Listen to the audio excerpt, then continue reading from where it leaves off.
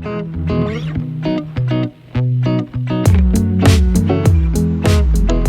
Guys, स्वागत है दोबारा हमारे इस वीडियो में। आज हम लोग देख रहे हैं इरिगेशन इंजीनियरिंग में। इस वीडियो में इवापोर ट्रांसपिरेशन जो है पिछले वीडियो से कंटिन्यू कर रहे हैं। पिछले वीडियोस में हम लोगों ने देखा था ट्रांसपिरेशन, इवापोरेशन और उनके जो फैक्टर्स होते हैं उनके बारे में। अब यहाँ पे देख रहे हैं हम लोग इवापोर ट्रांसपिरेशन, जो कि कंबाइंड फॉर्म है इवापोरेशन एंड ट्रांसपिरेशन का, या फिर जो है कंजप्टिव यूज भी बोला जाता है किसी किसी टाइम पे इसको, क्योंकि और बहुत ही बेसिक डिफरेंस होता है, बहुत ही माइनर डिफरेंस होता है 1% का। इसलिए सी यू और ई टी दोनों को एक इक्वल टर्म जब कैलकुलेट या फिर जो एज्यूम किया जाता है। In designating water use by crops, evaporation and transpiration rate are combined into one term called evapotranspiration. As it difficult to separate these two losses in crop field, the relative amount of direct evaporation from land and water surface and transpiration depends on the amount of ground cover by crop. For most of the crops covering the whole soil surface, only a small amount of water is lost from the ground surface. तो ये जो evaporation और transpiration को किसी भी crop field से हमको अलग अलग मेजर करना बहुत मुश्किल हो जाता है। इसलिए वाटर रिक्वायरमेंट जो है क्रॉप की कैलकुलेट करनी है, वाटर रिक्वायरमेंट हमको किसी क्रॉप की जाननी है, तो उसके लिए ईटी को जो एक कंबाइंड फॉर्म में ही कैलकुलेट किया जाता है, क्योंकि दोनों को डिफ्रेंशिएट करना बहुत मुश्किल हो जाता है। और कोई क्रॉप, किसी फील्ड में क्रॉप है उसमें जो काफ़ी घना है, उसकी कैनोपी जो है काफ़ी सॉइल को कवर किए हुए है, तो उस कंडीशन में सॉइल से बहुत कम लॉस जो है वो वाटर का होता है। बट जो मेजर लॉस होता है वो ट्रांसपिरेशन के बेसिस पे ही होता है, प्लांट लीव्स। तो इस वजह से जो है इन दोनों के कंबाइंड फॉर्म को ही कंसिडर किया जाता है किसी फील्ड से for water requirement of crop. Under field condition, the incoming solar radiation supplies the energy for the evapotranspiration processes. Usually, a close relationship exists between the net incoming solar radiation and evapotranspiration. In the general, the factor influencing evaporation and transmission are also governs the evapotranspiration process. तो जो भी factors होते हैं evaporation और transpiration को, जिनसे affect हो सकते हैं, जिन जिन भी फैक्टर से, वो सारी चीज़ें जो है ईटी को भी अफेक्ट कर सकती है, ईटी के प्रोसेस को भी।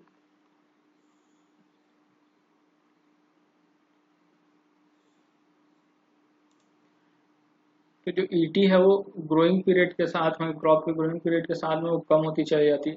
It decreases over the growing period as the crop develops and the crop canopy shade more and more of the ground area. तो जैसे जैसे प्लांट की जो ग्रोथ बढ़ती जाती है ग्रोथ पीरियड्स में, वैसा वैसा जो ईटी कम होता चला जाता है। During the initial stage of crop, water is lost mainly by soil through evaporation, but once the crop is well developed and completely cover the soil, transpiration is predominant processes। तो ये चीज़ें कि जब plant छोटा है तो उसमें ज़्यादा लीव्स नहीं होते हैं, मतलब इनिशियल कंडीशन में सॉइल से ही ज़्यादा लॉस होता है थ्रू इवापोरेशन। बट प्लांट के ग्रोथ होने पे जो है और कम्प्लीटली सॉइल को कवर करता हुआ कवर जो है बढ़ता चला जाता है, तो उस कंडीशन पे ट्रांसपिरेशन जो है वो अमाउंट ज़्यादा हो जाता है as compare to evaporation. Other factor being equal, the stage of growth of the crop has considerable influence on its consumptive use rate. This is particularly true for annual crops, which generally have three rather distinct stages of growth.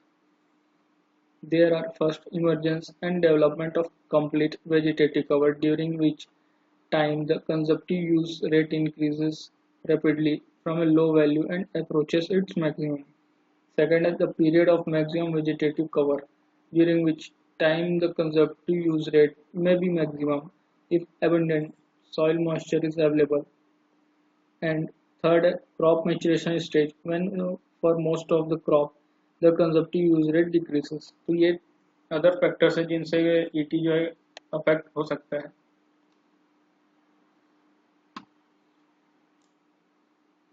The rate of evaporation is normally expressed in mm per unit of time.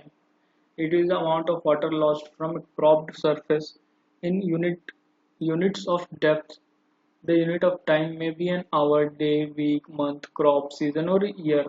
For example, 1 hectare area, 10,000 square meter, and 1 mm is equal to 0.001 meter, and ED value of 1 mm of water corresponds to a loss of 10 cubic meter of water per hectare. This 1 mm per day is equivalent to 10 cubic meter per hectare per day. That is 10 meter cube per hectare per day जो है ET की unit हो गया मतलब इस type से जो है कंसिडर किया जाता है यूनिट को और उसकी यूनिट को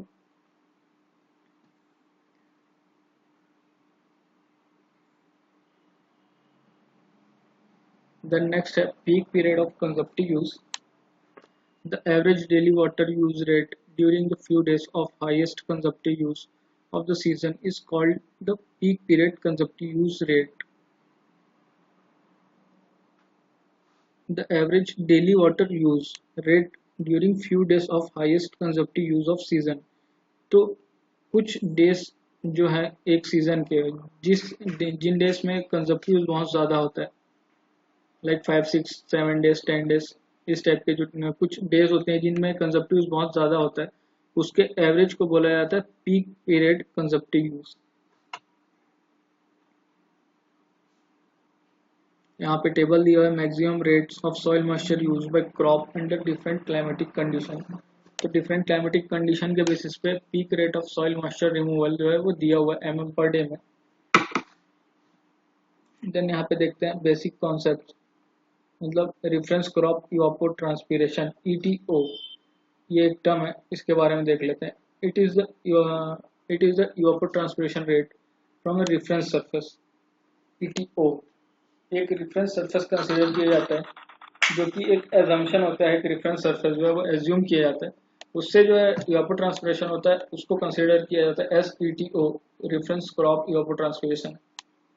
the FAO expert consultant on revision of FAO methodologies of crop requirement 1990 adopted the following definition of reference surface: a hypothetic reference crop with an assumed crop height of 0.12 meter, a fixed surface resistance of 70 second per meter and albedo of 0.23.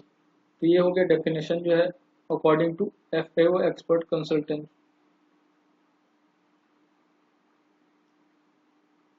Then next है crop evapotranspiration under standard condition ETC is the evapotranspiration of a crop under standard condition. The standard condition assume a disease-free and well-fertilized crop grown in large plot under optimum soil condition and obtaining optimum production under the prevailing climatic condition. तो standard condition में जो crop से इवापोट्रांसपिरेशन होगा उसको consider किया जाए SETC. Standard condition क्या है तो वो यहाँ पे हमने अभी बात की like disease free well fertilised crop grown in optimum soil condition with optimum production is called as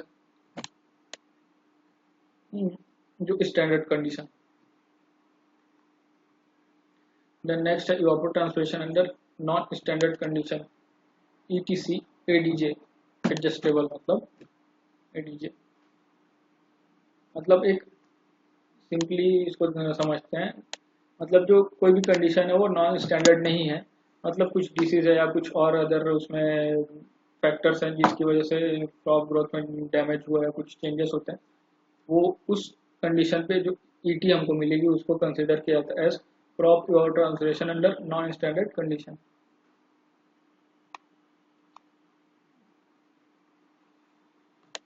then यहाँ पे है meteorological factors influencing evapotranspiration. The meteorological factor influencing evapotranspiration rate are those which provide energy for vaporization of water, removal of water vapor from evaporating surface. The principal factors are solar radiation, air temperature, humidity and wind speed. तो ये जो major factors हैं meteorological factor जिनकी वजह से इवापोट्रांसपिरेशन जो affect हो सकता है बढ़ भी सकता है कम भी हो सकता है. तो यहाँ पे थोड़ा डिटेल में देखते हैं. First is solar radiation. Evapotranspiration process depends on energy available to vaporize water. The energy source is solar energy. The amount of radiation which reaches the evaporating surface at a particular place depends on its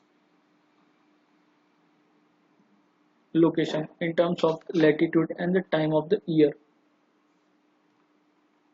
ये हो गया. Then next, relative short-wave radiation.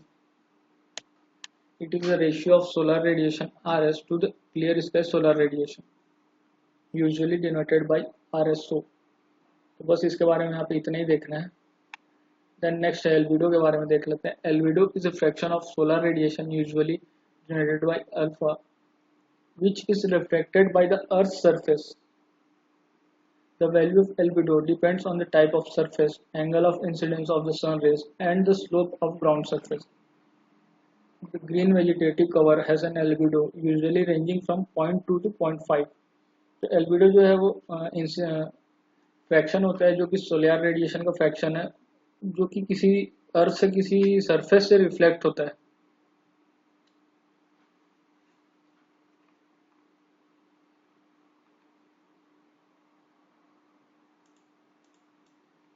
अब यहाँ पे देखते हैं measurement of evapotranspiration.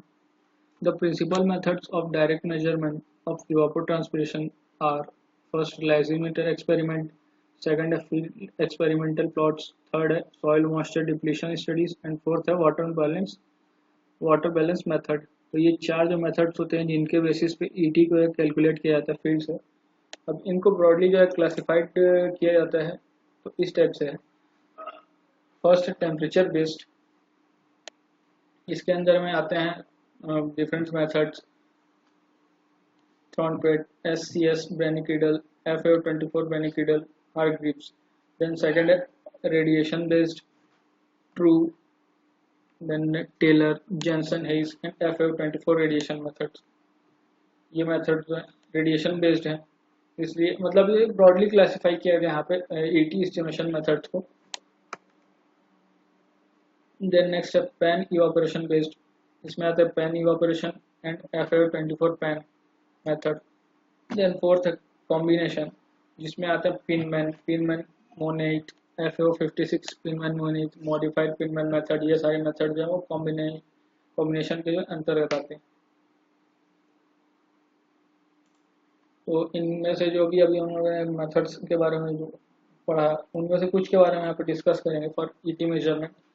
First है यहाँ पे lysimeter experiment. Lysimeter studies involves the growing of crop in buried soil, filled large container, and measuring their water loss and gains. तो lysimeter में क्या करते हैं, एक जो growing crop होता है,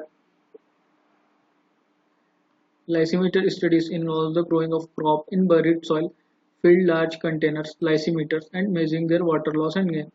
तो एक क्रॉप जो लेते हैं उसको लाइसीमीटर में क्रॉपिंग करके उसको फील्ड में बरीड किया कर दिया जाता है और उससे फिर वाटर लॉस और गेन्स जो हो सकते हैं उसको कैलकुलेट किया जाता है.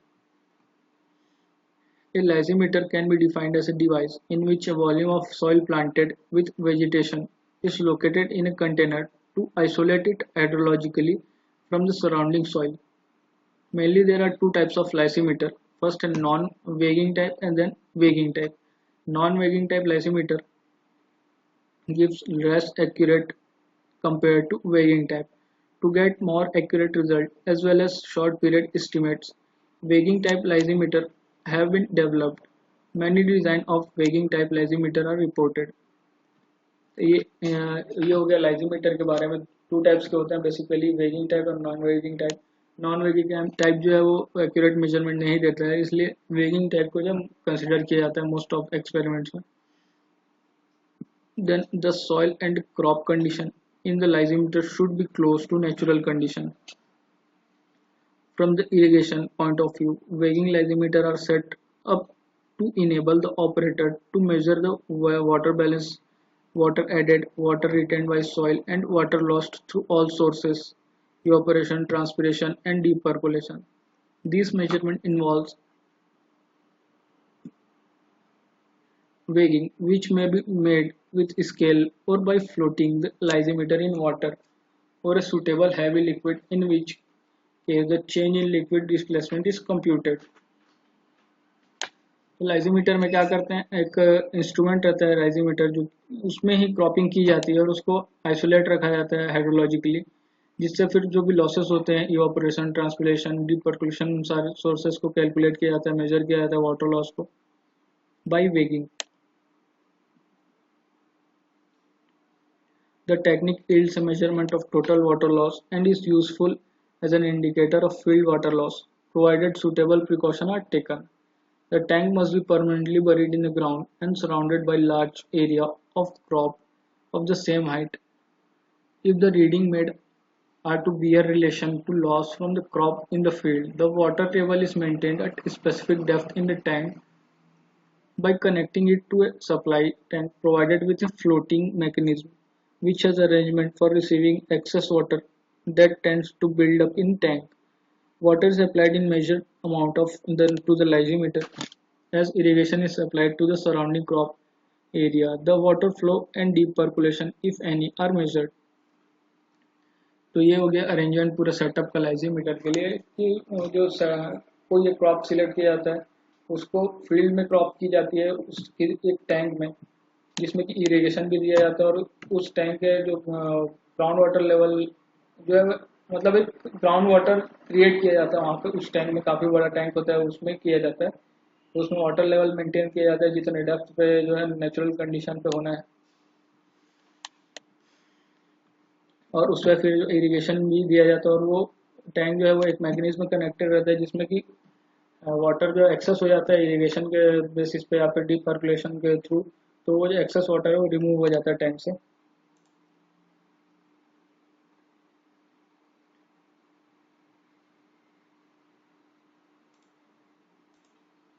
तो ये हो गया हमारा लाइसीमीटर एक्सपेरिमेंट. नेक्स्ट वीडियो में देखते हैं फील्ड एक्सपेरिमेंटल प्लॉट से. तो इस वीडियो में बस इतने ही, मिलते हैं नेक्स्ट वीडियो में. Thank you.